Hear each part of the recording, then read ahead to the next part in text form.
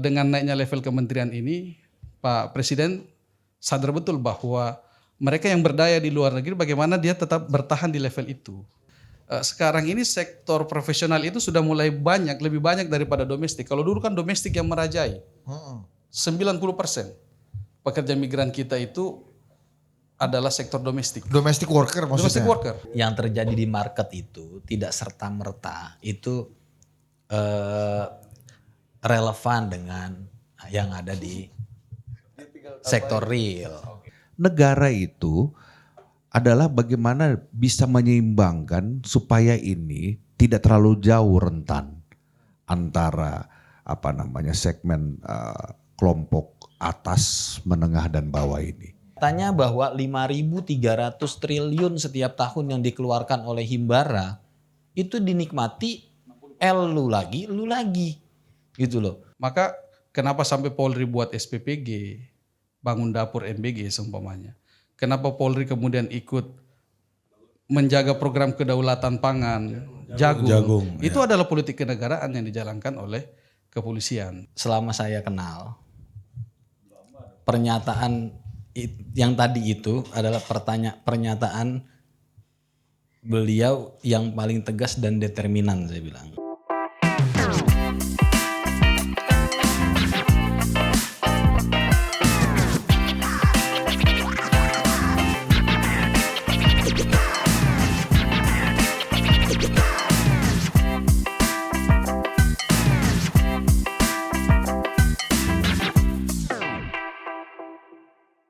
Oke, kembali lagi di Wamen Club. Tepuk tangan. Wamen Club. Ini salah satu program di Total Politik yang komunitasnya udah makin banyak ya. Betul. Karena dimobilisasi. Enggak, orang ingin mendapatkan, datang ke sini tuh di Wamen Club ini mau mendapatkan second opinion. Nah, kalau dokter tuh kan datang, aduh kena vonis nih. Siapa tahu ada dokter lain yang bisa ngasih second opinion. Nah, ini ada dua second opinion. Iya. Ya kan? Kita mau tanya dulu. First opinion kan menterinya.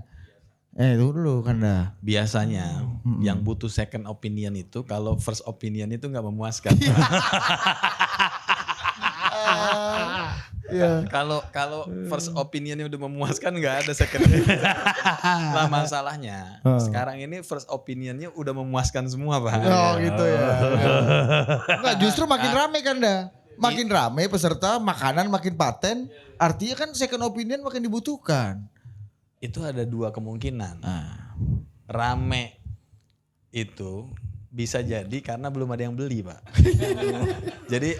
jadi pasar harus diramein terus. Oh, iya. Belum ada yang buyback ini.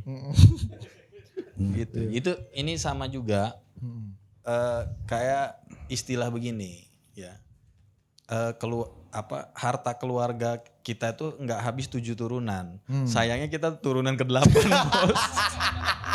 Pas bagian kita udah habis. Iya. Iya benar. Jadi memang ini manipulasi mata aja nih sebenarnya ya. Ya, tapi penting lah second opinion kan penting juga. Ya kan? Kalau di antara Tapi di kementerian tuh second opinion diperlukan nggak? Apa sering diabaikan? Gue pengen tahu juga nih. Jangan dipersempit. Di semua kehidupan ini second opinion ini penting. Iya. Second opinion ini penting. Ya tadi itu kalau first opinionnya itu masih ada celah, belum menjawab kebutuhan dan harapan ya. Second opinion ini kadang-kadang itu kalau ibaratkan hukum waris, Bos. Itu asobah ma'al goyir, Pak. Apa tuh kan? Coba bahasa Indonesianya apa nih? Jadi asobah ini kadang-kadang pas lagi nggak dapet sama sekali, tapi pas lagi dapatnya lebih banyak daripada yang lain. Oh gitu ya. Kadang-kadang bisa dapat lebih banyak juga itulah pakai second opinion. second opinion itu kan. Iya. Kalau dari perspektif Anda gimana nih, Pak Wamen? Ya, second opinion itu kalau di kementerian kita kebanyakannya kan kita ambil dari komponen yang selama ini kalau di kita itu kan ada agensi, ada pekerja migrannya. Nah biasanya second opinionnya itu ya dari pekerja migrannya. Ada beberapa fakta yang kita temukan seumpamanya agensinya oke di satu negara tapi di negara yang lain tidak oke. Nah itu yang kita memformulasikan ini. Kira-kira peraturan-peraturan apa yang pas untuk itu. Demikian Bapak KMA dan KMB. Itu bedanya jawaban saya sama jawaban Wamen P2MI. P2MI. Apa gimana? Karena beliau ini udah langsung turun ke lapangan, Pak. Turun ke lapangan artinya udah ke luar negeri keliling gitu loh. Nah, saya belum bisa membandingkan antara yang ada di dalam negeri dan di luar negeri karena saya belum pernah keluar negeri Pak selama ini. Iya. Anda kan fokus menjaga stabilitas di dalam negeri ini kan. Tugas Anda kan begitu kan, membuat BUMN ini tetap menjadi penyangga soko guru ekonomi kita ini kan. Ya enggak juga, ini biar jadi Kok enggak contoh. juga? Biar jadi contoh aja buat direksi BUMN jangan sering-sering keluar negeri. Gitu. Itu kalau main golf itu bener gak dilarang sekarang dari segi BUMN? Ya dilarang untuk mempertontonkan gaya hidup yang mewah. Gitu. Ya, apa kata presiden apa di mata presiden apa? Kenapa? BUMN di mata presiden gimana? Pidato Kanda Amin kemarin coba. Ya first impressionnya ya, saya menangkap pada saat awal-awal bahkan sampai hari ini Pak Prabowo menjadi presiden, di mata Pak Prabowo itu BUMN itu minimal ada 3 dan tone-nya ini negatif. Yang pertama itu inefisien, yang kedua itu mismanagement, yang ketiga itu korup. Itu persepsinya Pak Presiden? Enggak, saya menangkap, menangkap. itu. Oke. Ya, tentunya saya kan menangkap itu dari apa yang menjadi concern Bapak Presiden, disampaikan di berbagai forum, baik itu forum tertutup maupun terbuka begitu. Dan disampaikan langsung kepada kami di waktu itu di Kementerian BUMN, sekarang di BP BUMN dan Danantara. Gitu. Oke. Nah ini yang paling baru dulu nih Ri.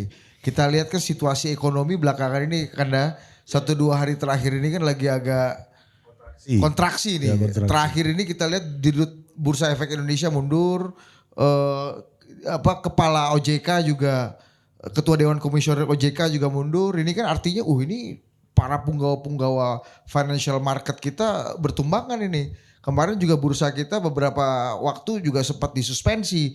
Nah ini Kanda sebagai wakil kepala BUMN gimana melihat situasi ini? Apakah ini situasi yang menggambarkan level keberbahayaan yang serius bagi perekonomian kita? Kan kalau bicara ekonomi itu pasti ada 2 sisi, 2 sayap. Yang pertama itu sayap ekonomi real, yang kedua ini kan sayap market ya. Ekonomi real di sini nih, ekonomi real ini ya. Pekerja migran ini ekonomi real. Nah, ya. ini kalau saya ngomong perhatikan juga ini arah gerak tangan ya. Iya. Jadi ada 2. Saya kira itu tidak selalu berbanding lurus ya. Pada saat ini market kita ya ada goncangan, tapi saya pikir itu bersifatnya itu sementara aja. Ya, karena kan memang fluktuasi di market itu kan sangat tinggi ya. Nah, saya juga jadi ingat waktu beberapa kali lah Pak Prabowo menyampaikan bahwa ekonomi pasar itu atau market itu tidak selalu mencerminkan ekonomi real ya. Makanya Pak Prabowo itu selalu menyampaikan yang paling penting itu rakyat tidak kelaparan ya. Sandang, pangan dan papannya itu stabil, cukup. Fungsi negara yang utama itu di mata Pak Prabowo itu menjamin rakyatnya bisa makan, ya, rakyatnya mendapatkan tempat yang layak untuk tinggal. Yang kedua, rakyatnya mendapatkan mimpi-mimpi untuk masa depannya yang lebih bagus. Salah satunya itu refleksinya itu yaitu adanya makan bergizi gratis, adanya sekolah rakyat, adanya sekolah Garuda. Itu kan boom dreams ya untuk rakyat gitu loh. Bahwa rakyat dari semua level, semua lapisan bisa bermimpi bahwa anaknya suatu saat di masa depannya itu berhasil, sukses. Ya. Berarti market ini tidak menjadi prioritas utama dong bagi Ya, pemerintahan. Bukan tidak menjadi prioritas utama, tapi itu pasti diperhatikan. Ya. Tapi lagi-lagi ekonomi market itu tidak selalu mencerminkan ekonomi real. Ya. Tadi kan pertanyaan Anda apakah menggambarkan perekonomian nasional? Saya jawab Berbayahan apa ya kan? Ya kan. Sekarang prosentasenya berapa persen sih dari 280 juta rakyat Indonesia yang punya saham gitu. Jangankan kita florkan di masyarakat, waktu sidang kabinet aja yang ditanya sama Pak Prabowo, Yang kena coba yang kena. yang kena cuman nggak lebih dari 5 orang aja kan. Iya, ente pasti nggak kena dong ya kan? Boro-boro saham bos. Iya. Iya, kalau harga LPG baru Nah, ente baru iya. dapat lah ya. Begitu. Karena kan BUMN ini cerminan rakyat Pak. Nah, sila kelima. Iya. Baru Gimana? dengar saya. BUMN itu gimana? Kemana aja? Kenapa cerminan rakyat sila kelima ini gimana? Nah, coba jelasin dulu. Kan ente pernah bilang tuh Karena begini, kan orang ini kan pada pusing. Apa sih nih beda BUMN sama Danantara? Ya, gue jawab sederhana aja. BUMN ini ekonominya ekonomi sosialis Pak. Ya kan? Ekonomi sosialis. Ya. Kapitalisme. Ya, bahwa kita memastikan BUMN ini bekerja untuk mewujudkan pasal sila kelima Pancasila, keadilan sosial bagi seluruh rakyat Indonesia. Itulah adanya yang kemarin diresmikan oleh Bapak Presiden, hunian sementara bagi para korban bencana Sumatera. Ya. Listriknya selama itu dipakai gratis dari PLN. Akses internetnya selama itu dihuni gratis dari Telkom. Ini kan ekonominya ekonomi sosialis. Nah, apa? Nyari apa buku? nyari referensi, tapi ini Madilog. Madilog. Iya kan? Murba tuh. kira-kira itulah. Tapi kalau Kementerian Tumfikar juga udah punya ideologi juga, sosialis atau apa? Iya, ini ekonomi real tadi dibilang itu kan. Kalau kita kan sepenuhnya pasti kalau lihat dari sejarah. Satu waktu saya pernah diskusi dengan Pak M. Latif. Pak M. Latif inilah yang Menteri Ketenagakerjaan. Abdul Latif. Abdul Latif.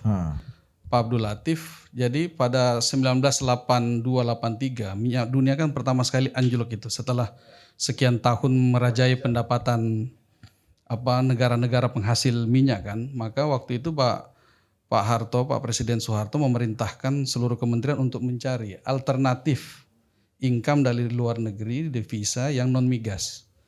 Maka waktu itu salah satu yang menjadi pintu atau jalan keluarnya adalah sektor pekerja migran. Dan tepat aja tahun 1984 itu adalah pengangguran terendah kita sepanjang sejarah Indonesia. Dan beliau waktu itu mengklaim bahwa penyumbang utamanya itu adalah sektor pekerja migran. Kenapa Bang? Karena kalau kita lihat salah satu problem yang hampir hari ini dihadapi oleh setiap rezim pemerintahan yang berkuasa adalah soal buta huruf, problem buta huruf.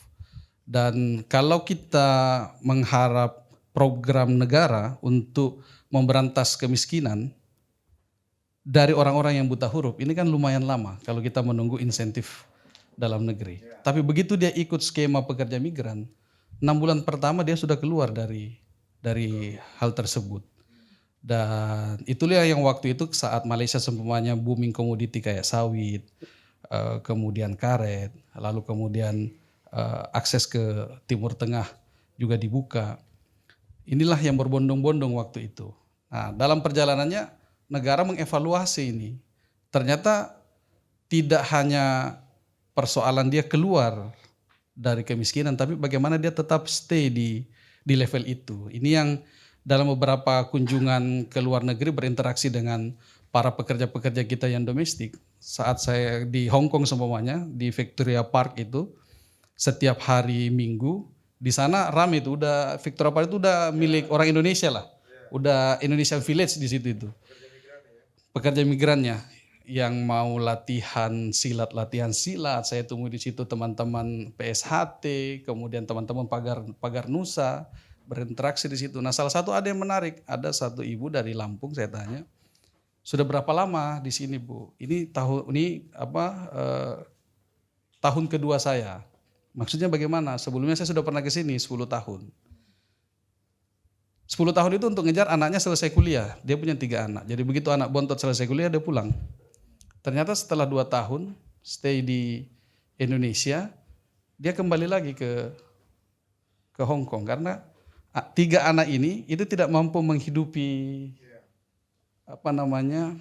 operasional keluarga. Akhirnya balik lagi. Nah, ini yang dengan naiknya level kementerian ini, Pak Presiden sadar betul bahwa mereka yang berdaya di luar negeri bagaimana dia tetap bertahan di level itu. Makanya di SOTK baru itu di kementerian kita itu ada direktur khusus untuk remitansi dan literasi keuangan. Seperti itu. Nah, sekarang ini kan katanya masih kementerian potensial nih dan akan naik ke jadi kementerian strategis, ya kan? Mengingat bagaimana pentingnya peran pekerja migran itu memberikan sumbangsi buat perekonomian kita. Karena faktanya begini Bang, memang mengarus utamakan pekerja migran ini menjadi tantangan tersendiri bagi kita karena fakta yang kita temukan ternyata semakin profesional suatu jabatan di luar negeri ini semakin sulit nyari calon-calon pekerja migrannya. Contoh seumpamanya kita ada riset dengan teman-teman itu untuk ke Timur Tengah. Untuk ke Timur Tengah menjadi nurse. Nurse di Timur Tengah itu dia harus lewat satu seleksi namanya prometri test. Itu level bahasa Inggris mungkin di atasnya tes TOEFL lah. Nah, fakta yang kita temukan itu rasionya 1:200. Jadi kita cek ada kurang lebih 30 kampus, kita mau kursus gratis ini untuk prometri ini. 30 kampus itu lulusan keperawatannya tidak di bawah 10.000 orang. Yang mengirimkan CV untuk ikut kursus itu tidak kurang dari 50 orang. Jadi rasionya kita temukan waktu itu ya 1:200. Kita ketemu 200 orang ini, baru 1 yang mau. Ini untuk sektor yang profesional itu tadi. Karena memang tidak mudah untuk mengajak para pekerja-pekerja kita yang profesional ini keluar. Walaupun temuan terbaru kita itu sekarang ini sektor profesional itu sudah mulai lebih banyak daripada domestik. Kalau dulu kan domestik yang merajai. 90% pekerja migran kita itu adalah sektor domestik. Domestic worker maksudnya? Domestic worker. Oke. Nah sekarang ini kita lihat yang sektor labor lah ya. Iya, sekarang ini yang domestic worker itu sisa 65%. Jadi sudah mulai bergeser. Nah ini kita berharap karena menjadi amanah dari kalau ini internasional nih, bagaimana bukan domestik nih, ini menggait ekonomi internasional kemana? Oh pipis dulu dia, ya. Jadi seperti itu tuh Bang, harapan dan kita lihat Bapak Presiden seperti menyambung yang disampaikan oleh Gus Wamen Amin tadi yang sudah mulai pandai nyimpan pulpen di kantong bajunya. Waktu udah mulai banyak yang bisa ditandatangani itu Bang. Iya, apalagi pulpen biru pula kan. Pulpen biru. Oh ini sejak ganti menteri ini ya?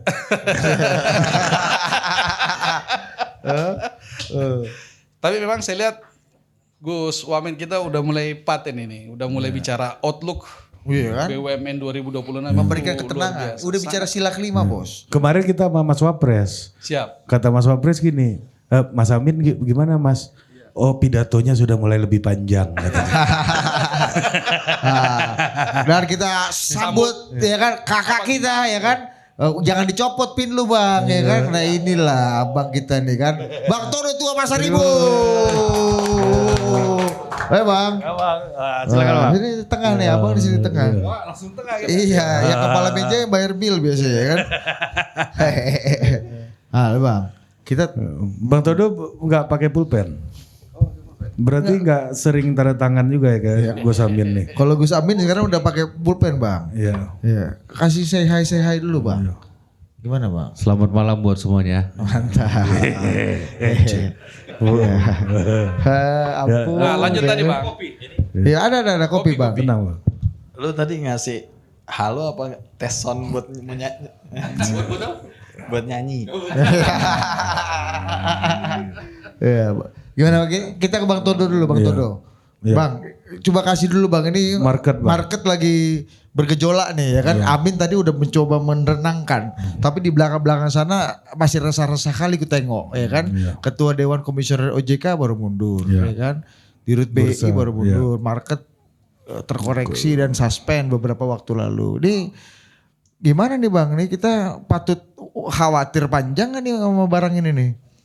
Kalau Dan, kita dan seberapa berpengaruh buat kita nih? mengikuti mazhabnya Menteri Keuangan kan, fundamentalnya kan masih kuat. Itu. Tapi apa Tapi ya percaya memang- itu? Percaya? Hah? Percaya Bang itu? Kalau secara fundamental, iya, ya kan, bahwa memang begini. Kalau Ini market serius nih, ya kan? Kalau tadi Bang Amin kan percampuran bos, ya kan? kita belum Mix dikasih ekonomi kopi langsung kan? digas ini. Iya, iya. Tapi itulah bedanya Bang, Wamen kementerian yang strategis dengan potensial. Apa? Yang strategis itu bisa langsung gigi 4. Kalau potensial? Potensial harus dari gigi 1. Harusnya keyakinan ini ditanyakan sama wakil kepala BUMN. Udah, Karena kan tadi. perangkatnya banyak di sini, entitinya banyak di sini kan. Saya udah jawab. Oh iya sudah. Kok lebih galak lu daripada Bang Todo? Jawabnya apa nih supaya nyambung nih? Jawabnya apa supaya nyambung? Tadi gue bilang bahwa yang terjadi di market itu tidak serta merta itu relevan dengan yang ada di sektor real. Bahwa negara ada perintahnya Bapak Presiden untuk memastikan 3 hal. Sandang, pangan, dan papan. Plusnya itu adalah common dreams. Ya. Dan ini adalah ideologi sosialis. Nah itulah yang dijalankan oleh BPBUMN menjadi wajah negara. Jadi kalau yang tadi ditanyakan apa bedanya BPBUMN dengan Danantara yang bos lu pimpin itu, ya. Nah itu BPBUMN ini wajah negara yang menjalankan sistem ekonomi sosialis untuk mewujudkan sila kelima keadilan sosial bagi seluruh rakyat Indonesia. Sosialis jadinya. Sosialis. Oke, sosialis. Iya. Kan sosialis itu ya juga Pancasilais, ya kan sila kelima. Silakan Bang, ini Oke. membaca Bang, ini gimana? ya kita dari tadi sambil nengok-nengok ini juga nih Bang. Nah, ada wajahnya nih kan ya kan. Paten barang ini nih kan. Ya. Ini jadi wajah total politik. Ya. Supaya bentuknya ini kerja namanya gitu. Iya. Buat. Soalnya kemarin yang waktu gue ngisi di sini belum ada bos. Iya kan paten kan. Ini ada biaya sewa. Ya spot. Ini bos paten kan ya gak? Iya. Ini berapa lembar nih? Gue lihat ini. Oh banyak. Ini karena kegiatan Bang, hampir 365 ingat nggak? hari. Wamen Club edisi 1 Iya. pertama yang membawa Kinerja wakil menteri. kinerja wakil menteri tidak lama kemudian jadi Menteri. Iya. Ini tapi ini bukunya masih, tapi di buku ini foto menterinya masih banyak tuh. Kalau yang itu foto menterinya nggak ada. Itulah bedanya Bang Todo sama wakil menteri yang lain.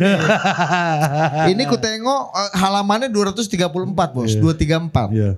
Bukunya Pak Roslan Pak Roslan cuma 150 halaman. Ini lebih banyak dia nih Pak, halamannya daripada Pak Roslan. Itu 234 tuh simbol. Apa tuh? 2 tambah 3 5. 5 tambah 4 itu 9. Q bos. Yang paling tinggi. Iya. Cocok. Cocok. Iya. Coba Bang, lanjut dulu Bang. Apa yang terjadi nih Bang? Apa yang terjadi Bang? Oke. Kalau umpama mau dibilang fundamental ekonomi kan secara prinsip begini. Saya orang yang paling meyakinin bahwa negara kita ini kan gini kan ya. Satu, makasih bro. Demand populasi nomor 4 di dunia. Ya kan? Kekuatan itu satu. Yang kedua, kita ini kaya dengan sumber daya alam, resources, ya kan? Kemudian yang ketiga, secara apa namanya, boleh dibilang 20 tahun belakangan ini sebenarnya politik kita juga relatif stabil, ya kan? Nah itu fundamental, ya kan? Karena yang menjadi kontribusi terhadap ekonomi itu banyak faktor. Memang terus terang 2026 ini adalah tahun yang punya banyak tantangan lah. Not only Indonesia. Tetapi sih bagaimana caranya Indonesia dengan parameter-parameter yang dimiliki itu tidak hanya bisa survive sebenarnya, tetapi juga tetap growth, ya kan. 10 tahun bahkan kita juga masuk dalam 2025 itu kemarin kita bagus manage tuh pertumbuhan ekonomi kita di angka 5%-an sekian. Ya, bahwa memang ada kondisional kemarin yang terjadi market, ini kan sebenarnya kalau saya melihatnya sebenarnya kan tidak korelasi dengan isu terhadap fundamental ekonomi sebenarnya. Tetapi ada isu lah yang ada di market bursa yang itu nanti mungkin lebih jelasnya nanti teman-teman dari bursa efek lah yang itu. Tapi kan kita lihat kemarin monitor memang terjadi halt atau ini suspend 2 kali dan kemudian pada saat dibukaan jam 2 itu kan sudah mulai normal naik, ya kan. Market bursa itu kan terkadang selera atau sentimen terhadap player dalam dunia itu, ya kan, melihatnya. Tetapi sebenarnya walaupun dia cepat turun tetapi recover back-nya juga stabil. Kalau nggak salah kan kemarin sudah sempat jatuh ke 6 ribuan IHSG kan, dan sekarang juga sudah ribuan ke angka 8 ribuan, ya kan. Nah, dan juga respon pemerintah juga cepat mengantisipasi terhadap itu. Mengenai permasalahan, kalau pertanyaannya kenapa kepala bursa mundur, OJK, ya kan. Kemudian saya dengar juga katanya informasinya Pak Inarno juga ya. Nah itu kan pengawas ini. Ini kan yang korelasi terhadap itu sebenarnya. Ya mungkin dalam situasi itu ada sistem, ada pengelolaan yang mereka anggap itu gagal sehingga bursanya bergejolak seperti itu, pertanggungjawaban pribadi itu sah-sah saja. Tetapi tidak juga merepresentatifkan bahwa wah kita sekarang lagi kacau balau dan lain-lain. Gitu loh. Bang, kalau ada yang bilang gini, pimpinan atau presiden bisa diberikan data ABS asal Bapak senang atau data sur. Sudah gini Pak, udah paten. Bisa jadi. Tapi market itu selalu punya cara untuk menunjukkan mana realita yang sebenarnya. Nah, itu Abang gimana melihat realita sebenarnya gitu? Atau juga mungkin ini kan 1 tahun pemerintahan ya Kabinet Merah Putih ini ya kita bisa bicara lah ya. Memang ada beberapa hal yang cukup bergerak kepada arah secara boleh kita bilang ya bahasanya mungkin saya lebih ini softnya mungkin ya masuk kepada berpengaruh terhadap fundamental ekonomi itu sendiri ya. Misalnya ya kan kegiatan-kegiatan penertiban yang kemarin Satgas ini nggak ada masalah. Bahasanya setrum mungkin boleh, tetapi kan sebenarnya kan ini memang kita kan melihat memang bahwa di situ ada terjadi suatu konsolidasi kekeliruan atau kesalahan ya kan, dan ini kita recover back. Dan juga memang cara pandang Pak Presiden itu bagaimana negara juga bisa hadir ya kan, negara bisa hadir dalam kegiatan-kegiatan eksploitasi ekonomi ini, dan ini kan nanti bakal direpresentatifkan kan banyak ke BUMN yang terkonsolidasi di dalam badan BUMN maupun Danantara itu sendiri. Ya kan? Nah, tetapi di situ isu yang paling besar kan masuknya bagaimana kita juga mau menjaga sustain kita terhadap lingkungan. Ya kan, hutan dan lain-lain.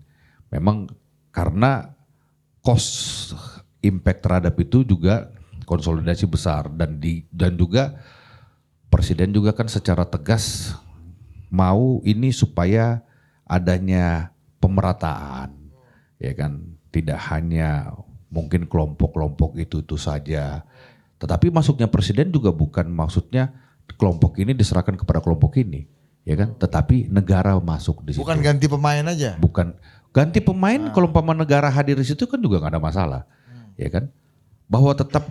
Saya juga banyak pertanyaan, itu nanti ini gimana? Yang nggak ada masalah, saya bilang gitu, ya kan. Bahwa BUMN nanti di situ, BUMN juga nggak akan mungkin sendiri kok, pasti juga membutuhkan kalangan swasta, ya kan, industri swasta dan lain-lain. Kolaborasi ini sekarang, ya kan, bahwa ini juga punya rentan masuk kepada beberapa mungkin yang agak terganggu, itu pasti. Ya kan, itu pasti. Tetapi kan setidaknya warnanya ini jelas nih, ya kan. Bahasanya orang mungkin ya tadi itu bahasanya misalnya wah ini negara mau jadi negara sosialis atau apa. Ya kan. State capitalism bahasanya, kapitalisme negara. Ya. Semua mau tetapi kan negara. apapun ceritanya yang kita butuh itu adalah keyakinan seorang pemimpin. Ya kan? Sama seperti di Amerika.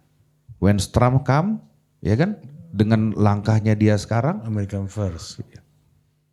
tapi for the sake of their country, USA, which is good, ya kan? Bahwa butuh memang Amerika sudah harus pada posisi seperti itu. Nah, Bang, ini yang juga menjadi pertanyaan orang, Bang. Dalam konsepsi Pak Prabowo ini, Bang, kan di Paradoks Indonesia juga disampaikan soal state capitalism gitu. Ya. Sebenarnya di dalam ranah ekonomi ini negara mau masuk sejauh apa sih sebenarnya?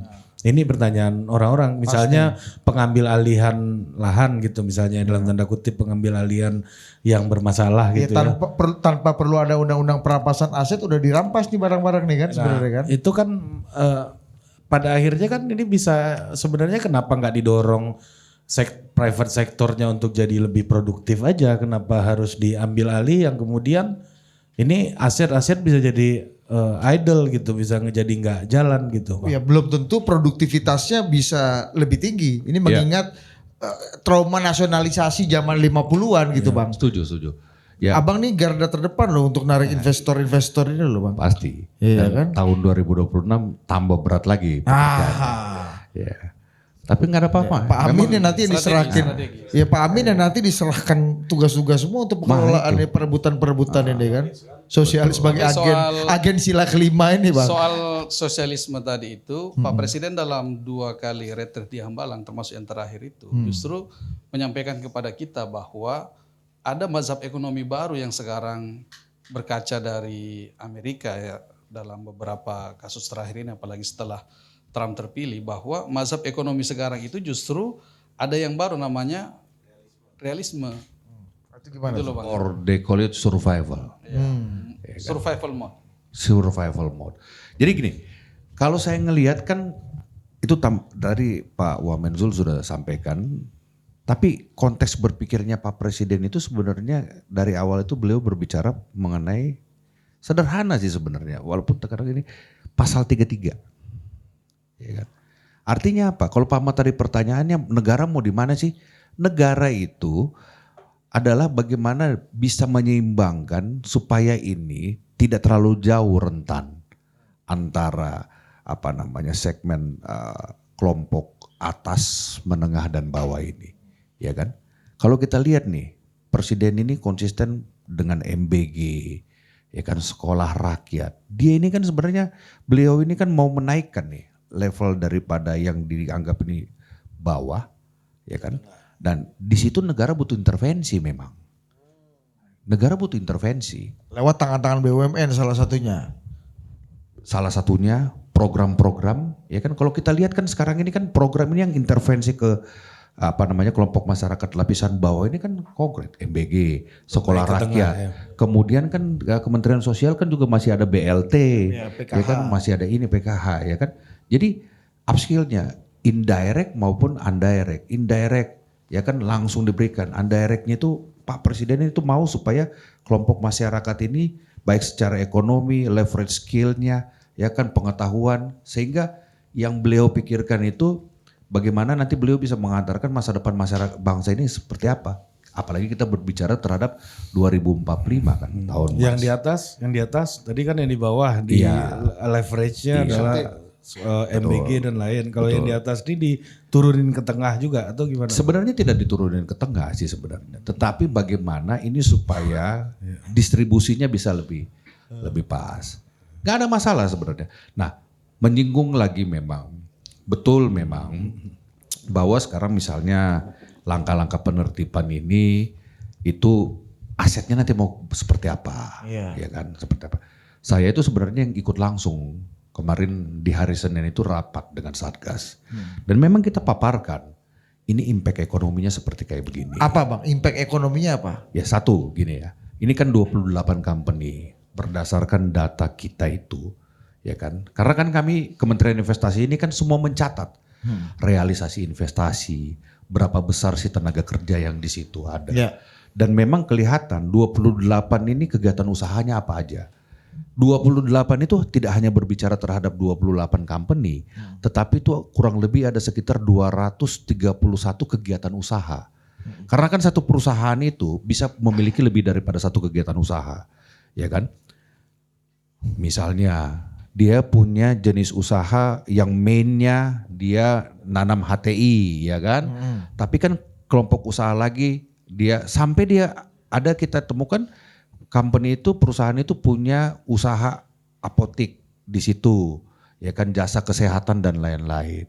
Nah, secara ini 28 company ini nilai valuasinya ini sekitar 73 triliun. Total luasan lahan yang berimpact itu kurang lebih sekitar 1,1 juta hektar. Direct tenaga kerja yang ada di situ Yang sekitar terdampak? 7 ribuan, 7.300 something. Tapi nggak hanya itu, karena yang namanya setiap kegiatan usaha ada ekosistemnya. Ya.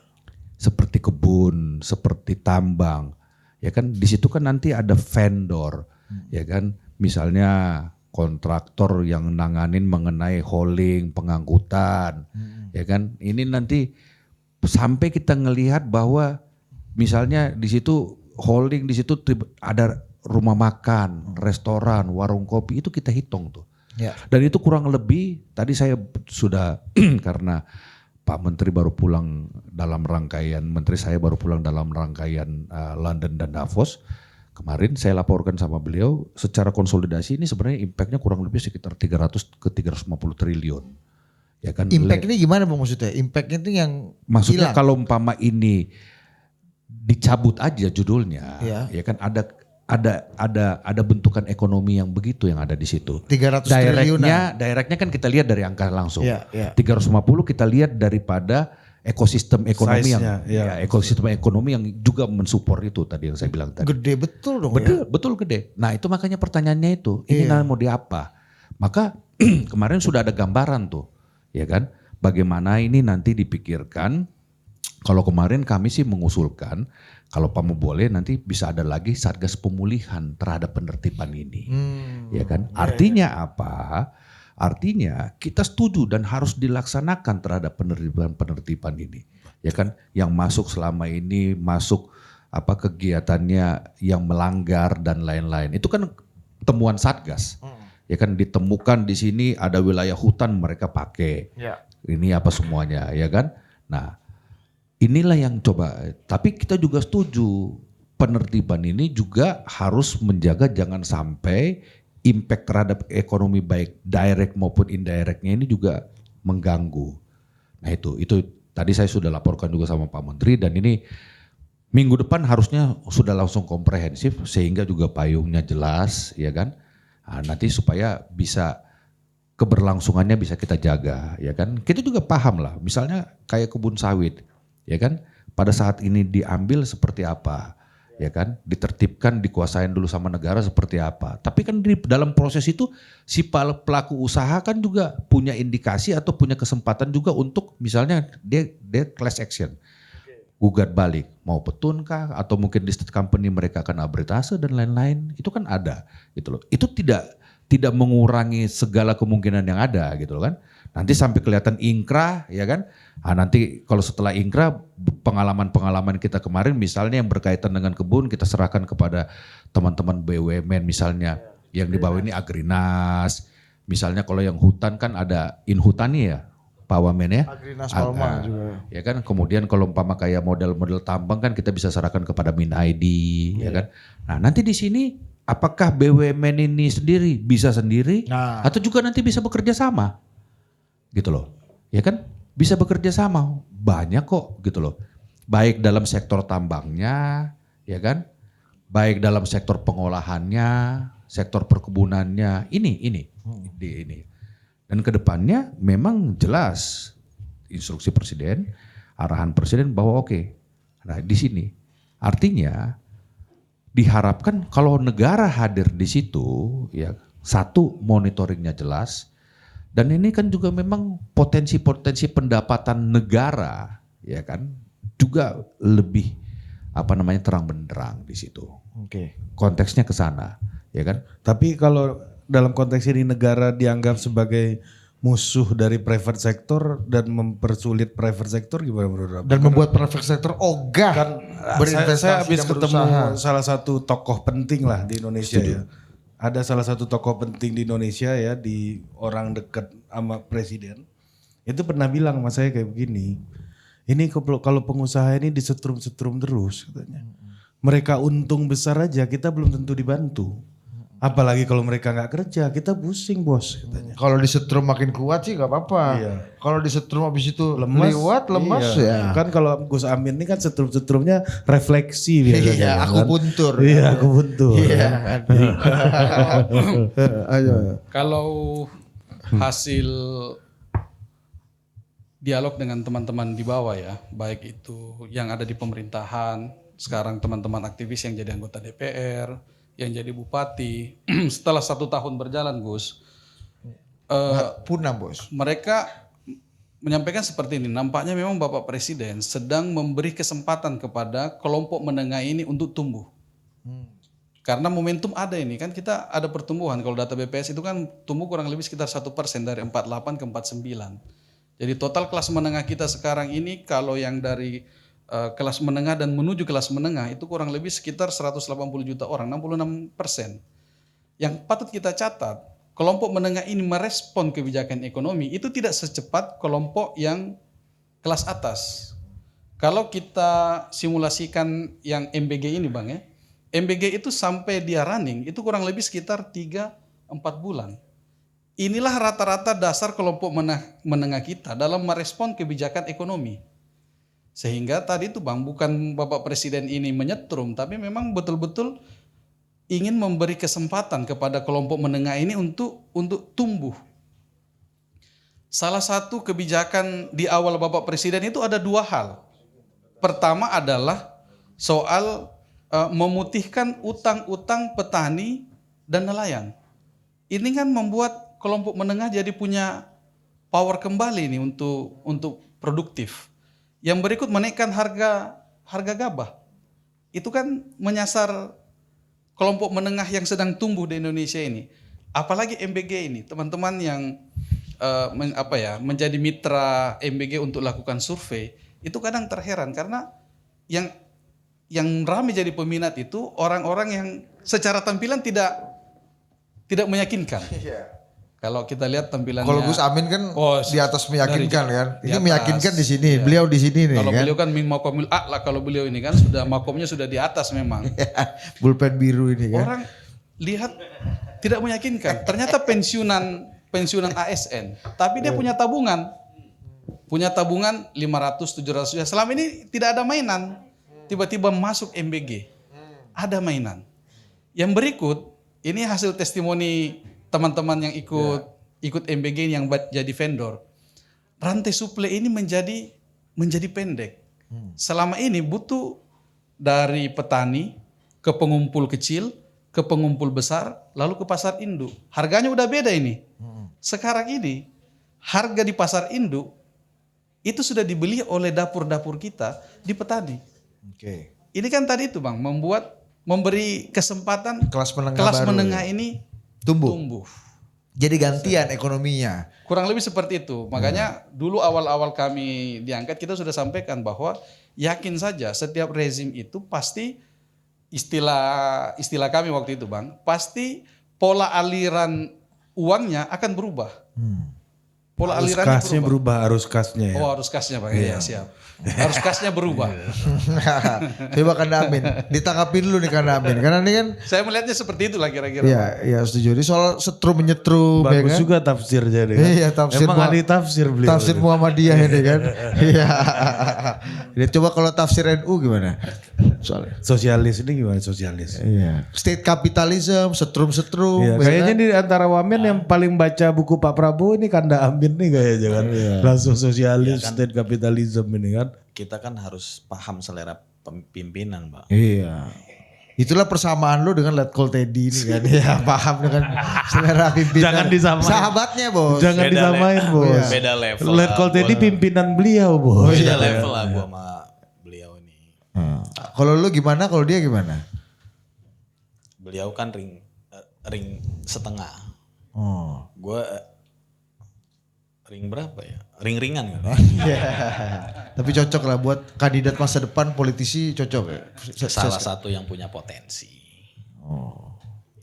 Gitu Pak.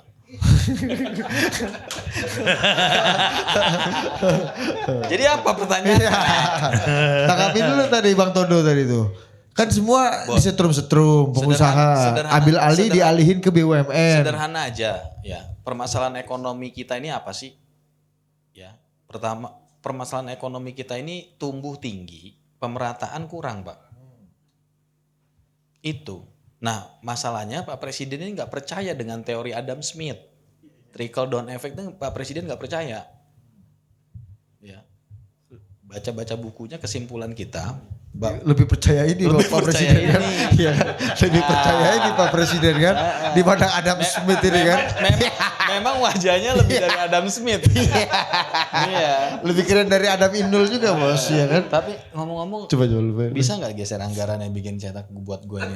Iya, paten Bos. Tebal itu. Buat kinerja 1 tahun wakil kepala BPBUMN gitu. Boleh. Ada ya? Iya, Pak, ini bahannya bahannya mahal nih Kanda. Iya. Jadi memahami apa yang diambil kebijakan oleh Bapak Presiden itu nggak usah ribet-ribet, Pak. Lihat potret masalahnya apa. Kan pengambilan kebijakan itu pasti kan berdasarkan riset. Riset itu kan masing-masing pimpinan seleranya berbeda-beda, ya kan. Jadi kembali lagi bahwa permasalahan ekonomi kita ya selama dari tahun 45 sampai 2025 80 tahun itu kan persoalannya indeks rasio Gini kita ini kan nggak membaik Pak, malah cenderung melebar. Coba kasih agak dekat dikit Kanda. Apa? Mikrofon agak dekat Iya. sedikit biar Letkol Teddy dengar. Oke. Iya. Ini soalnya lemes bos, makannya itu tadi sedikit Pak. Tapi protein tinggi Bos, contoh Bos. Dari Bone. Jadi ini sponsornya jelas ini Pak. Amin. Sponsornya jelas. Ini dari Makassar. Makanan Palu Basa, minumannya kopi punang. Begitu. Lanjut apa dulu?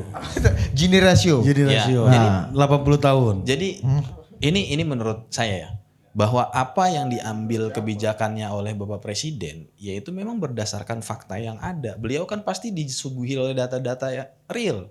Ya, indeks rasio Gini kita dari 1945 Soekarno-Hatta memproklamirkan kemerdekaan sampai 20 Oktober 2024 pada saat beliau dilantik pasti kan udah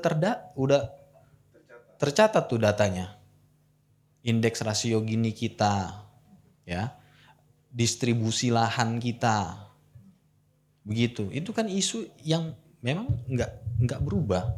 Nah sekarang political will Bapak Presiden itu mengambil kebijakan itu. Termasuk yang di salah satu yang dikritik. Mau sampai kapan misalkan, ya, company itu melakukan pelanggaran terus. Mau sampai kapan? bahwa memang udah dihitung oleh Pak Todo, oleh kita 350 semua. T itu dampaknya. Sudah dihitung. Anda tahu nggak itu 1,1 juta hektar sumbangsih ke negaranya itu berapa?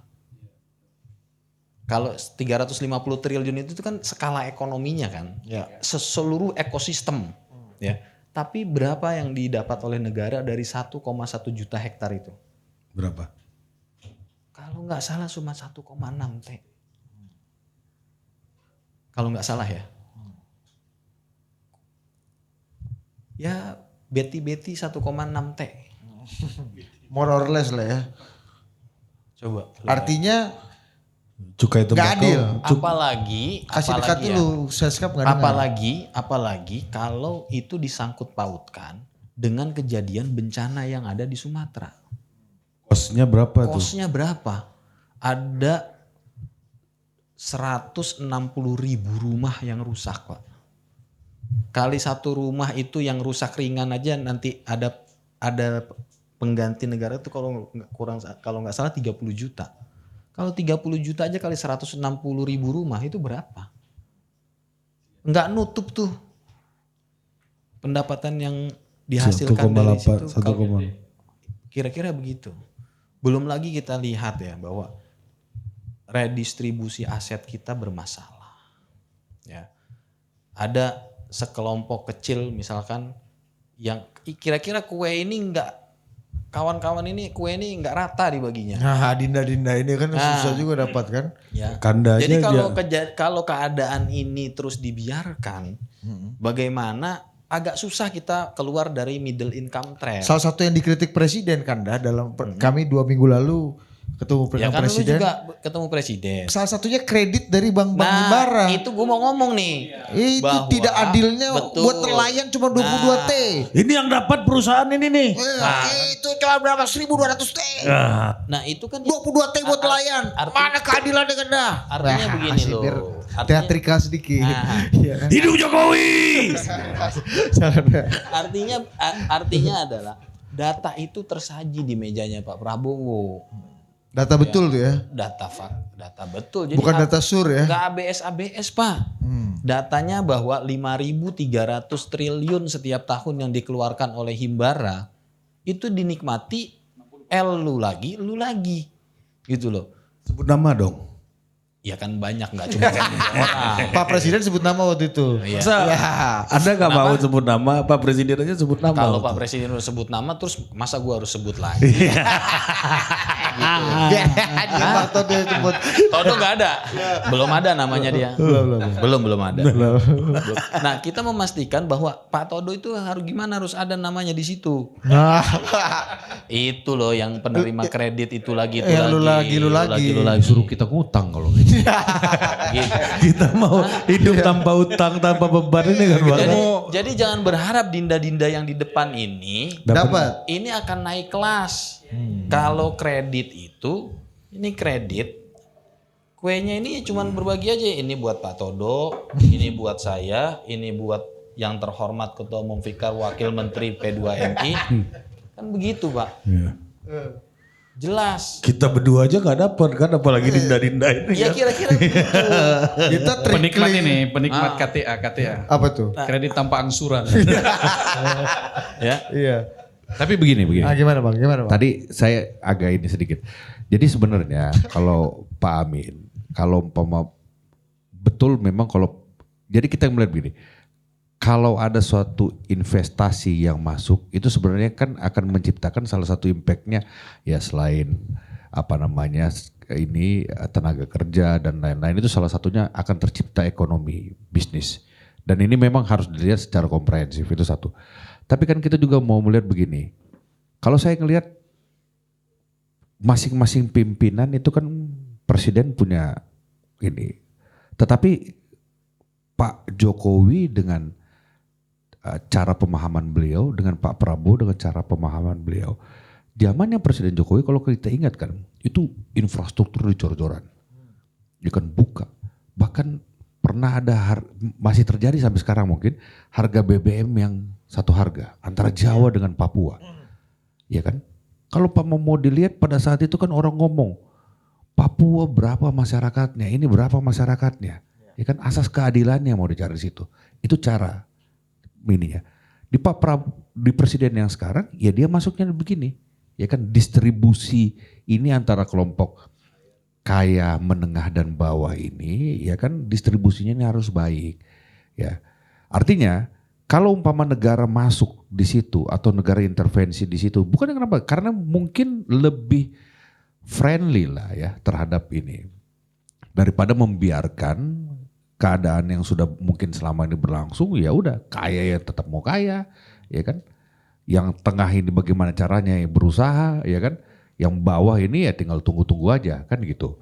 Nah itu. Jadi kalau saya ngelihat sekarang satu bukan strum ya. Maksudnya kalau strum artinya kan dicari-cari masalah orang. Kalau ini memang secara fakta ditemukan. Tapi memang harus kita pikirkan juga, itu yang juga kami sampaikan misalnya dari Kementerian Investasi dan Hilirisasi BKPM pada saat itu bahwa pemikirannya ya sudah setelah ini kita juga nggak mau impact terhadap ekosistem ekonominya ini berlangsung terlalu jauh atau terlalu lama, ya kan? Nah makanya perlu ada penetrasi yang cepat gitu.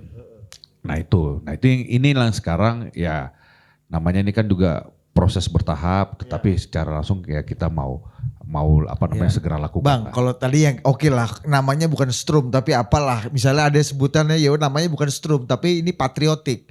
Salah satunya Patriot Bond misalnya. Itu bentuk-bentuk kayak gitu-gitu gimana Bang? Kalau Patriot Bond itu kan sebenarnya kan adalah itu juga ya kan dipanggil para pengusaha itu, kalian selama ini sudah menikmati fasilitas besar daripada negara, ya kan? Dan kemudian saat ini negara membutuhkan, ya kan? Artinya ini kan sebenarnya asas gotong royong diajak kan. Asas gotong royong yang mau diajak ini. Udah ayo kumpul. Dan ini kan juga dipakai oleh negara bukan ini untuk diputarkan lagi kan dalam suatu investasi. Dan jangan salah, Patriot Bond itu kan tetap ada kickbacknya dalam bentuk interest yang diberikan. Cuma gak gede-gede kali. Walaupun ya kan selama ini kan juga para pengusaha itu juga selama ini udah mendapat fasilitas kredit besar dengan juga bunga loan yang kecil juga kok. Dari Pak Amin punya BUMN Salah ini kan. satunya. Himbara ini kan. Kalau himbara. Nah, dari situ kan Paling juga baik itu. Pak Amin yang Ya kan? pengusaha besarnya. Indonesia ini termasuk rating interest loan yang rendah loh kita. Ya kan? Pengusaha sekarang berapa? Di tujuan 8%, ya kan? Ya. Nah, ya kalau sekarang akhirnya negara memanggil ini karena kita kan mau mempercepat untuk yang namanya investasi, hilirisasi dan lain-lain. Negara butuh daripada gua pinjam keluar, daripada kita pinjam keluar nanti orang-orang asing ngatur-ngatur lagi. Ini aja nih. Yuk patungan, bahasanya kan begitu. Dan juga kan itu seperti bond kolateral. Dan mereka juga bisa inikan lagi nanti untuk agunkan lagi itu, ya kan? Selain dia dapat interest. Jadi oke lah ini kan, nggak terlalu. Strum tuh ya? Iya, orang boleh bilang strum, boleh, ya kan? Ya, tetapi maksudnya tidak yang mau dan ini kan masih proses berjalan, ya kan? Kecuali memang benar-benar itu dimatikan, dirampas oleh negara, nggak akan. Tapi kan pintu masuknya jelas dan nggak ini ya memang randomly dilakukan penertiban, dicek ada kesalahan ya mungkin kena beberapa yang pengusaha-pengusaha besar juga yang benar-benar juga yang selama ini juga oke-oke aja, nggak ada masalah gitu kan. Banyak juga yang masih oke berjalan dan lain-lain kan. Nah mana yang kena dalam penertiban, nah itu yang Oke, tahun lalu itu kita ketemu Pak Jokowi kan di Solo, Bang. Nah, pas mau pulang ada kutipannya, ingat masa depan itu hanya untuk orang-orang yang berani.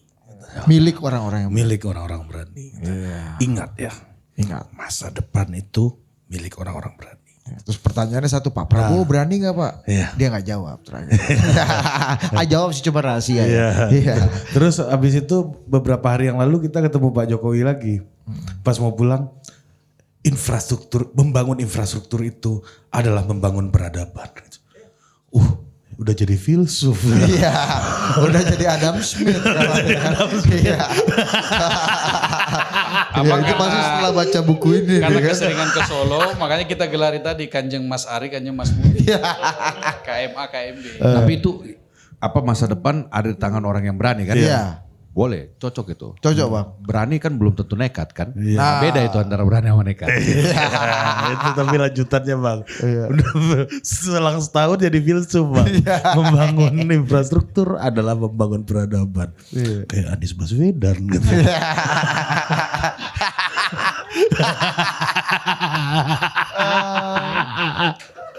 Ya kan? Nah karena tadi bicara yang di bawah ke tengah atas di redistribusi. Nah kita ngomongin petani nih. Ada video soal petani coba.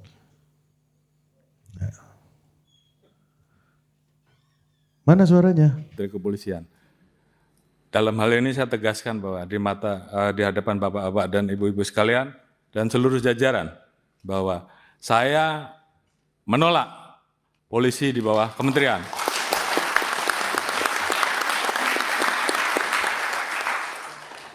Dan kalaupun saya yang menjadi menteri kepolisian, saya lebih baik menjadi petani saja.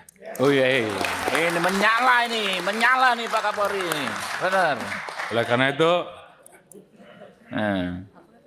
saya anggap meletakkan Polri di bawah kementerian sama saja melemahkan institusi Polri, melemahkan negara dan melemahkan presiden. Oleh karena itu, apabila ada pilihan, apakah polisi tetap berada di bawah presiden atau polisi tetap di bawah presiden namun ada menteri kepolisian, Kapolri tetap memimpin, saya memilih Kapolri saja yang dicopot.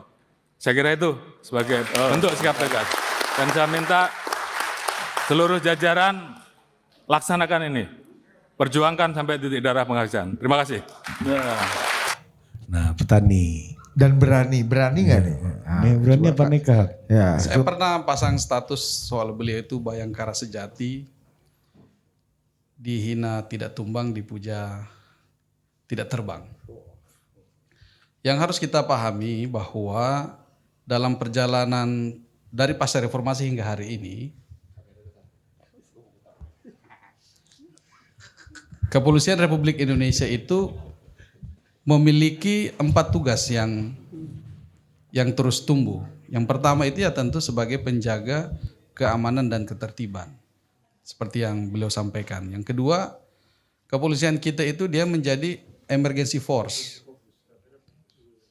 Emergency force itu dia menjadi penjaga kegawat daruratan. Apa yang dibutuhkan masyarakat. Ada musibah dan lain sebagainya. Kepolisian kita itu selalu yang paling terdepan. Kemudian yang ketiga adalah humanity force, menjadi penjaga kemanusiaan. Dalam beberapa hal kita bisa lihat. Kemudian yang terakhir Bang, ini yang menjadi catatan penting bagi kita semua bahwa Kepolisian Republik Indonesia juga itu menjalankan politik kenegaraan. Maka kenapa sampai Polri buat SPPG, bangun dapur MBG seumpamanya.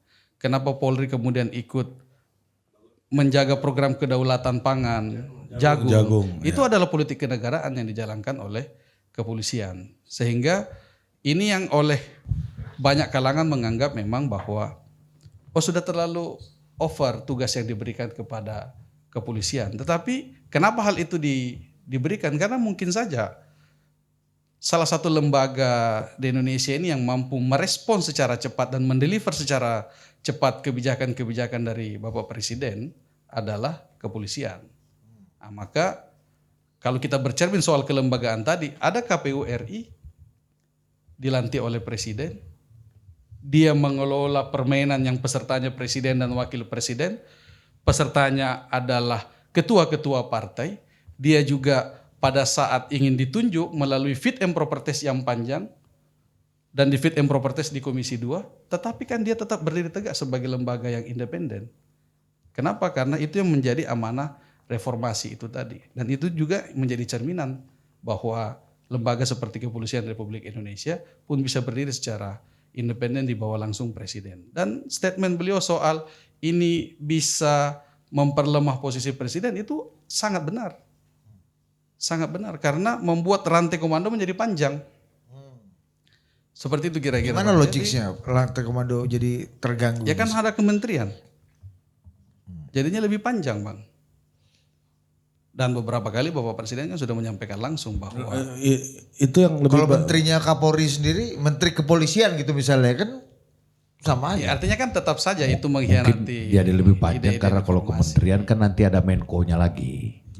Iya kan? Kalau polisi sekarang kan itu langsung di bawah kendali presiden. Dan saya merasakan sebagai kelembagaan yang naik kelas. Kelembagaan yang naik kelas. Bagaimana seumpamanya para ASN di kementerian kita itu merasakan perubahan yang sangat luar biasa. Paling tidak dari segi komunikasi antar lembaga. Itu jauh lebih cepat. Seperti itu, Pak. yang jadi petani ini gimana maksudnya? Iya, ini maksudnya apa nih? Ini gini, ada yang bilang, ini Kapolri ini mengancam siapa? Iya. Ini mau ngancam-ngancam siapa nih? Ini Kapolri kayaknya apakah udah mulai gak tegak lurus nih dengan presiden? Iya. Kok agak kasih strom-strom nih gitu. Bukan itu Ya tidak enggak, ini semua interpretasi ya, orang. Kasih dulu. Ancaman- Jangan ketawa kau Dinda. ancaman Kita tanya dan- betul ini. Ancaman dan penegasan sikap itu berbeda. Gimana coba? Beliau itu kan gimana? penegasan sikap dan itu menjadi cerminan dari ratusan ribu pasukan yang ada di belakang beliau. Kasih. Tapi mungkin begini. Ini kan forumnya kan forum di lembaga apa namanya? Parlemen, lembaga politik rakyat. Jadi menurut saya sih jauh daripada misalnya menentang presiden. Karena di sini kan mungkin kalau saya ngeliat begini, kalau wacana Polri ini memang datang secara clear tanpa ada embel-embel politiknya, ya kan? Menjadi suatu kementerian itu satu hal yang berbeda, ya kan? Tetapi ini kan diyakini oleh Kapolri dan apa namanya keluarga besar kepolisian bahwa ini kental syarat dengan apa namanya pelemahan Polri itu sendiri. Berarti Itu. ada kekuatan yang ingin mengebiri kekuatan Polri. Iya, Maksud cerita Bapak ini kan sebenarnya sudah panjang nih. Dulu kan juga ada suatu isu bahwa kalau umpama nanti presidennya apa namanya Pak Prabowo maka akan ada pelemahan terhadap kepolisian, ya kan? Nah, dan Pak Kapolri di sini menjawab itu dalam apa namanya ruang parlemen, ya kan? Artinya pada saat itu didorong, kan ini pasti apa namanya jawaban atas pertanyaan. Tanggapan Bapak bagaimana? Berarti ini kan narasinya narasi politik ini. Ya. Dari kepolisian yang harus dia jawab gitu loh. Politik kenegaraannya polisi. Politik kenegaraannya polisi. Kecuali kalau ruangnya dalam rapat kabinet, rapat terbatas beliau menyampaikan itu berarti itu menantang kepemimpinan. Ini bukan, ini jauh sekali. Ya kan? Konteks itu. Dan sangat perlu bagi kepolisian untuk memang benar-benar bersikap clear, ya kan, kenapa dan bagaimana. Nah itu, jadi saya pikir sudah sangat tepat. Berarti Ya ada ruangnya di mana dulu nih ya, beliau berbicara. Berarti kan selama ini ada yang menggosok-gosok Kapolri terus nih Bang di belakang kan sampai Ya. itu terucap di situ kan. Bukan bicara Kapolri aja sih sebenarnya. Kalau saya lihat malah beliau itu mungkin secara pribadi punya suatu tanggung jawab moral. Beliau kan Kapolri terhadap institusi kepolisian. Ya kan pada saat sekarang tongkat komando kepolisian ada di tangan beliau, maka dia wajib. Ya kan? Karena ditahu nih narasi yang datang ini narasi politik. Ya kan? Narasi politik nih. Dari mungkin apa namanya rangkaian-rangkaian narasi-narasi politik yang ada tentang berbicara kepada kepolisian. Ujungnya dia bikin di sini. Ya kan? Itu. Jadi itu jawaban yang tegas. Jawab dulu. Coba Kanda Amin ini mau ke Karawang. Coba kasih tanggapan dulu. Tanggapan dulu. Ini. Nggak ada lagi ruang nyamin mau jawab soalnya. Ini yang ini kan. Dia bingung pasti mau masuk dalam posisi yang mana. Lebih baik jadi petani ini nih. Clear ini ya. Lebih baik jadi Clear. petani ini bagus apa menambah jumlah petani atau ada apa kekhawatiran yang Anda baca gitu? Bukannya polisi juga udah bertani sekarang gitu loh. Ya, petani jagung ini ya. Ini ya. Pak Kapolri nggak perlu mundur untuk jadi petani. Ya, kasih dekat dulu. Ya, Pak Kapolri itu nggak perlu mundur untuk jadi petani. Jadi Kapolri sambil jadi petani pun bisa. Karena beliau selama 1 tahun terakhir ini sudah menjadi petani jagung. Sebagaimana perintah Presiden untuk kedaulatan pangan, ketahanan pangan, institusi Polri bergerak di sektor komoditas jagung. Tapi saya pas malamnya ini WA beliau nih. Ini pas lagi kita acara nih. Bukan, pas Pas yang habis kejadian. iya, saya WA. Saya bilang bukan. karena saya bingung mau jawab apa, ini udah diborong sama Fikar. Saya tahu harus WA siapa ini pertama. Iya. WA Kapolri. Jadi gitu. saya harus WA Kapolri. dalam perspektif yang lain Oke. ya kan. Kalau Pak Fikar tuh kan udah ada berapa tadi? Ada dijelasin? 4. Empat. Saya cukup satu aja, saya mau menyampaikan bahwa satu, Pak Kapolri tidak perlu mundur dari Kapolri untuk menjadi petani karena selama 1 tahun beliau udah jadi petani 1 tahun terakhir. Itu kan kalimat akhirnya. Kalimat awalnya apa? Iya, itu kan WA. Iya, saya WA beliau. Ya gitu. Saya bilang selama saya kenal pernyataan yang tadi itu adalah pernyataan beliau yang paling tegas dan determinan, saya bilang. Selama kenal nih ya. Apa? Selama kenal ini bahkan ya. Iya, selama kenal kan bisa baru kemarin kenal juga, baru selama kenal. Tegas dan determinan, Bang. Ngeri kali. Iya. Berarti ada hal yang Udah nggak perlu ada Iya. Iya. Iya. Terus Enak, Bang. terus Apanya setelah terus? tegas dan determinan Terus Gak ada, itu kan WA saya. dibalas apa sama beliau? Ya dibalas, tapi kan nggak perlu saya sampaikan. iya. Apa yang membuat beliau begitu Tegas dan determinan ini dalam selama perkenalan Anda. Saya ya? terus terang dan dalam Kasih respon dulu. ini. apa? Saya terus terang tidak bisa mengelaborasi terlalu panjang. Ya. Jadi Iya. intinya itu aja ya. Iya, iya. Ya. Ah. Kita kasih kesempatan 2 ini menanggapi lagi lah ya. Anda jangan pulang dulu sebentar. Dia pertanyaan-pertanyaan terakhir ini coba. Terakhir gimana ini? Ya, nggak bisa dielaborasi sama Gus Amin. Apa nggak, Tom Fikar bisa elaborasi? Gimana publik Salah satu yang paling berbahaya. Tunggu dulu. Saya mau nanya. Dalam perkenalan Tom Fikar sama Kapolri ini juga paling tegas dan determinan, atau berbeda sama Gus Amin? Pak Kapolri itu tipikal orang yang mau satu dari sedikit pejabat yang mau atau bersedia yang menyiapkan waktu untuk mendengar cerita-cerita teman-teman aktivis ya, bukan hanya kami ya, teman-teman yang lain, OKP Lintas Iman, teman-teman Cipayung, itu 1 sampai 2 jam bisa beliau itu. Anda aktivis juga, Lintas Iman juga, Cipayung juga, itu tiga-tiganya Anda. Ente ini ngomong Maksudnya atas diskusi nama apa? teman-teman, diskusi teman-teman. Tadi itu bicara atas nama apa? Saya menyampaikan hasil diskusi teman-teman. Enggak, ini atas Soal- nama apa? Wamen. Yang tadi nih? Ini atas nama Wamen atau atas nama Ketua atas Umum nama Pemuda Ketua Umum Muhammadiyah? Pemuda Muhammadiyah. Oh. Karena perkenalan dengan beliau itu, beliau bisa menyimak diskusi dengan kita itu 1 sampai 2 jam. Dan itu sesuatu yang sangat luar biasa ya.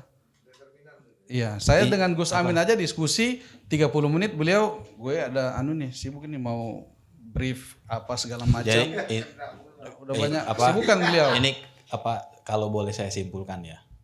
Pak Kapolri ini tidak mau polisi itu jadi alat kepentingan politik. Karena kalau di bawah presiden itu jadi alat kepentingan negara. Udah itu aja.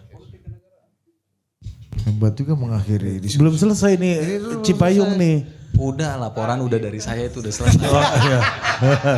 Bang Todo kasih penutup lagi nih. Gimana kita? Iya. Sudah kan tadi? Ya abang versi abang ini selama perkenalan abang sama Pak Kapolri juga tegas dan determinan nggak yang ini? Dan apakah ini bentuk perlawanan? Apakah ini Saya curiga Kanda Amin subordinasi ya? Bos, gue curiga Kanda Amin ini tiap Kapolri ngomong di TV ini yang paling tegas dan determinan. Ada 5 kali dia aja. Dia cerita waktu soal Sambo Kapolri tegas itu juga. Anda selama saya kenal tegas dan determinan soal Sambo pernah bos. Dan lu juga ngomong gitu. Template. Iya, udah ada bos. Iya. Iya. Nggak setuju gak? Saya Pak, saya sadar saya nggak berkontribusi di acara ini. Silakan Pak Todo. Silakan Bang Todo, Iya. kasih dulu penutup. Tegas dan berterminan Nah tadi ini. tuh ya tegas dan determinan dan ini politik kenegaraan apa tadi tuh? Ya. Tidak Di mau bawah jadi presiden. alat apa tadi Alat bahasa lu tadi kekuasaan. coba ulang lagi sikit. Kesimpulannya adalah Pak Kapolri ini tidak mau institusi yang beliau pimpin itu jadi alat kepentingan politik kalau di bawah kementerian. Karena menteri itu jabatan politik. Makanya beliau menyampaikan harus tetap di bawah presiden. Karena kalau di bawah presiden itu jadi Polri, itu jadi alat kepentingan negara. Enough. Wassalamualaikum warahmatullahi wabarakatuh. Tunggu dulu, Bang Todo tutup dulu. Iya, tutup. Kasih dulu, kasih dulu. Kalau HKBP juga 2 jam juga didengar sama Kapolri. kita ini bukan ini soalnya nggak punya background mantan ketua umum OKP soalnya. Saya waktu jadi ketua umum Kapolrinya belum beliau Pak Todo. Tapi kan Kapolda Banten beliau waktu Anda ketua umum. Karena Bapak jadi ketua umum makanya Kapolrinya bisa jadi beliau gitu kan. Gimana Bang? Kasih dulu. Ya sebenarnya gini. Kalau saya melihat bahwa itu tadi ya kan bahwa ini sudah waktunya sebagai Kapolri dan ini kan sekarang masa kepemimpinan beliau dan forumnya juga adalah forum parlemen, forum politik. Ya kan? Jadi apa namanya sudah seharusnya beliau itu melakukan penegasan seperti itu. Ya kan kalau determinan memang saya mungkin masih mau menyerap lagi ya, bahasa determinan ini kan. Tetapi kalau tegas ya itu kan sikap kan. Karena kan sebenarnya kan kalau itu kan sebenarnya adalah potongan cuplikan jawaban beliau. Kalau Pama kita mau elaborate lagi sebenarnya pertanyaannya apa? Nuansa forumnya seperti apa? Ya kan dan sah-sah aja psikologisnya seperti kayak begitu. Dan memang tadi saya setuju sekali bahasa dari apa namanya Pak Amin ini memang ya bahasanya bahwa memang ini jangan merupakan suatu alat politik, tetapi jelas ini harus merupakan suatu alat apa namanya negara ya. Makanya kendali langsung itu ada di tangan presiden. Ini pernyataan abang yang tegas dan tidak Paling terdengar. dia sepenjak Bang, selama kenal Abang, ini tadi Bang, pernyataan Abang yang paling tegas dan determinan ini kan. Iya, Oke, iya kan? dah. Selama kenal Bang Toto ini Iya, tadi. ini paling tegas dan terdengar. Karena saya nggak bisa bos mengelaborasi sepanjang ketua umum pemuda Muhammadiyah. Canggih tadi, canggih. Empat. Empat. Di Anda satu aja Intinya, cukup WhatsApp kan. Saya sepertinya nggak jadi pulang, saya harus bersama beliau malam ini. Gimana Pak Todo apa tadi? Tapi ini nggak sengaja memang kita dikumpul tiga ini kan. Iya kan? Nggak Iya kan? sengaja, Bang. Ujungnya dikasih itu soalnya. Iya, enggak kan? Nggak sengaja karena ini topik of the month ini kan. Selain bursa tutup tadi kan. Tapi kalau di sini tadi Mas Sudaryono yang datang mungkin jawabannya beda ya. Iya. Dan yang dua lainnya beda Respon- juga. Mungkin Mas Amin bukan tegasan determinan. Benar ya. Iya. Tetap coba ya Bang. Tetap. Enggak lah, kalau saya udah punya feeling sih ini bakal Udah. Tadi gua udah closing, udah. Oke, sampai jumpa.